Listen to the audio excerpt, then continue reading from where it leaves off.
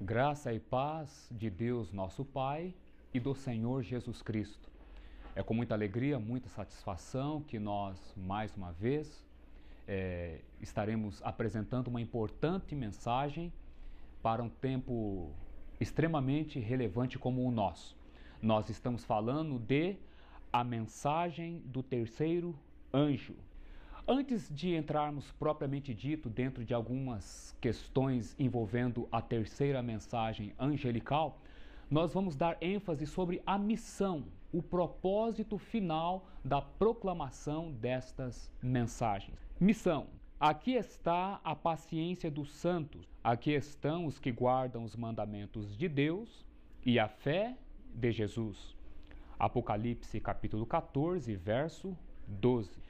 O resultado final da proclamação das três mensagens angelicais, ou a terceira mensagem angelical, é a manifestação ou a aparição de um seleto grupo de pessoas no cenário mundial.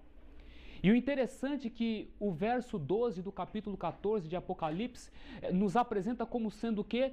Uma classe de santos pacientes, tendo basicamente duas características fundamentais. Primeira, guardam os mandamentos de Deus e segunda, têm a fé de Jesus. Por que guardam os mandamentos de Deus? É simples. Como resultado da pregação da terceira mensagem angelical, essas pessoas passaram a entender o fator adoração apresentado na primeira mensagem angelical e a advertência apresentada na terceira, dando ênfase também na questão da adoração. E vieram a compreender quem é o Deus apresentado na primeira mensagem angelical. É o Deus criador dos céus e da terra, o Deus único, conforme apresentado no primeiro mandamento da sua santa lei, que reza: não terás outros deuses diante de mim.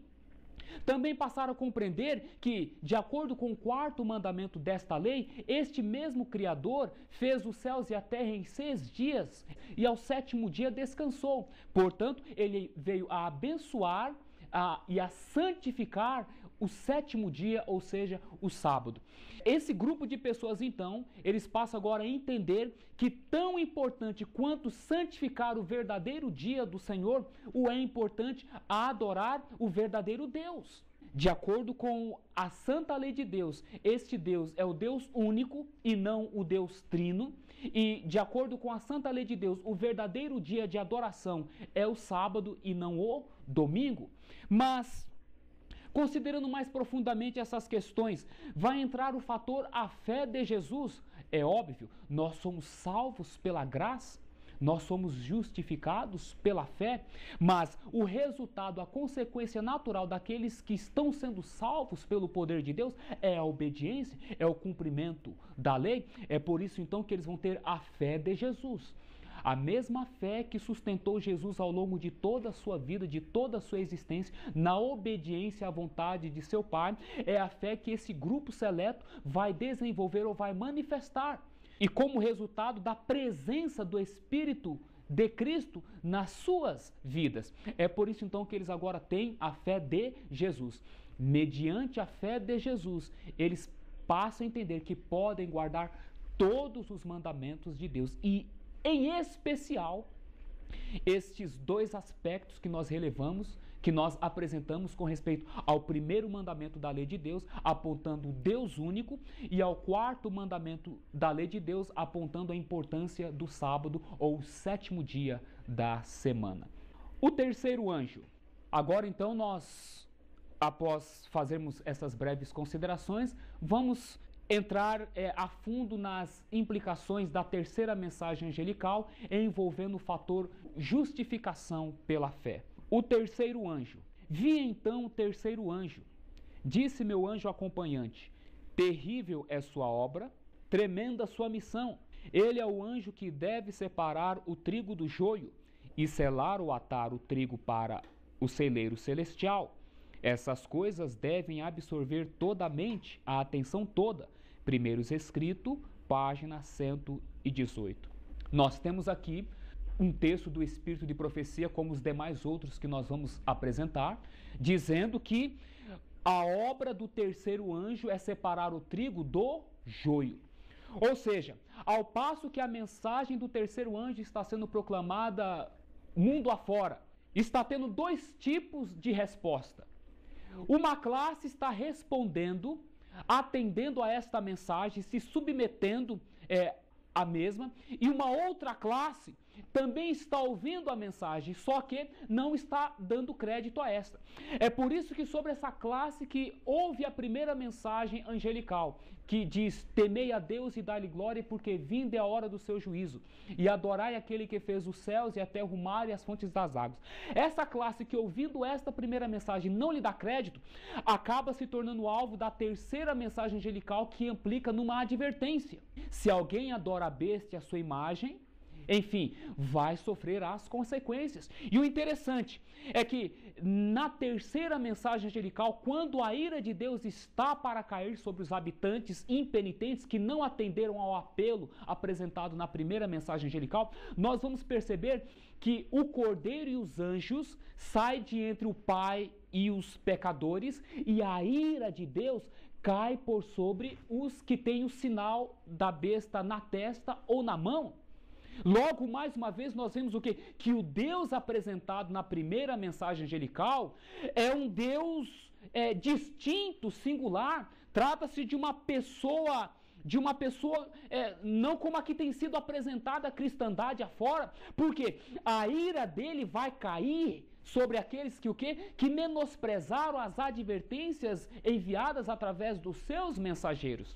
E a questão é tão séria, é tão profunda, que tanto Cristo, aquele que é o mediador entre Deus e os homens, quanto os anjos ficam de lado, enquanto que a ira de Deus está caindo. Você poderá verificar isso na sua Bíblia, no capítulo 14 do livro de Apocalipse. Então o que é que nós vemos? Que a missão do terceiro anjo é separar o trigo do joio. Ou seja, é classificar aqueles que vão ser salvos daqueles que infelizmente vão perecer nos seus pecados. Essa é a obra do terceiro anjo, quando então ele está levando a sua mensagem às multidões, e cada uma por si está então decidindo o seu destino eterno. O que é a mensagem do terceiro anjo? Vários me escreveram indagando se a mensagem da justificação pela fé é a mensagem do terceiro anjo.